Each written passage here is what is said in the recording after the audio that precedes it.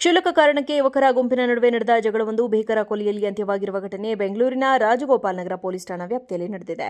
ಪಾರಿವಾಳ ಕಳ್ಳತನದ ವಿಚಾರವಾಗಿ ಉಂಟಾದ ಕಿರಿಕ್ನಲ್ಲಿ ಆಟೋ ಚಾಲಕ ಮಲ್ಲಿಕಾರ್ಜುನ್ ಎಂಬಾತ ಕೊಲೆಯಾಗಿದ್ದಾರೆ. ಲಗ್ಗೆರೆಯ ನಿವಾಸಿಗಳಾದ ಶಂಕರರಾವ್ ಮತ್ತು ಅನ್ನಪೂರ್ಣ ದಂಪತಿಯ ಪುತ್ರ ಮಲ್ಲಿಕಾರ್ಜುನ್ ಕಳೆದ ಸೋಮವಾರ ರಾತ್ರಿ ಕೊಲೆಯಾದ ದುರ್ದೈವಿ. ಸೋಮವಾರ ಸಂಜೆ ಮಲ್ಲಿಕಾರ್ಜುನ್ ಸ್ನೇಹಿತ ಪ್ರಶಾಂತ್ ಎಂಬಾತ ಸಾಕಿದ್ದ ಪಾರಿವಾಳವನ್ನು ಅದೇ ಏರಿಯಾದ ಸುರೇಂದ್ರ, ದರ್ಶನ್ ಹಾಗೂ ಮಹೇಂದ್ರ ಎಂಬುವರ ಗುಂಪು ಕಳ್ಳತನ ಮಾಡಿತ್ತು ಎನ್ನಲಾಗಿದೆ. ಈ ವಿಚಾರವಾಗಿ ಎರಡು ಗುಂಪುಗಳ ನಡುವೆ ಜಗಳ ಆರಂಭವಾಗಿತ್ತು. ಈ ವೇಳೆ ಸ್ನೇಹಿತ ಪ್ರಶಾಂತ್ ಕರೆ ಮಾಡಿದ್ದಾನೆಂದು ಗಲಾಟೆ ನಡೆಯುತ್ತಿದ್ದ ಸ್ಥಳಕ್ಕೆ ಮಲ್ಲಿಕಾರ್ಜುನ್ ಧಾವಿಸಿದರು. ಈ ಸಂದರ್ಭದಲ್ಲಿ ಮಾತಿಗೆ ಮಾತು ಬೆಳೆದು ಆಕ್ರೋಶಗೊಂಡ ಆರೋಪಿಗಳ ಗುಂಪು ಮಲ್ಲಿಕಾರ್ಜುನ್ ಮೇಲೆ ಏಕಾಏಕಿ ಮಾರಕಾಸ್ತ್ರಗಳಿಂದ ಹಲ್ಲೆ ನಡೆಸಿದೆ. ಬೆನ್ನು ಮತ್ತು ದೇಹದ ಹಲವು ಭಾಗಗಳಿಗೆ ಚಾಕುವಿನಿಂದ ಇರಿದ ಪರಿಣಾಮ ಮಲ್ಲಿಕಾರ್ಜುನ್ ತೀವ್ರ ರಕ್ತಸ್ರಾವದಿಂದ ಕುಸಿದು ಬಿದ್ದಿದ್ದರು ಎನ್ನಲಾಗಿದೆ.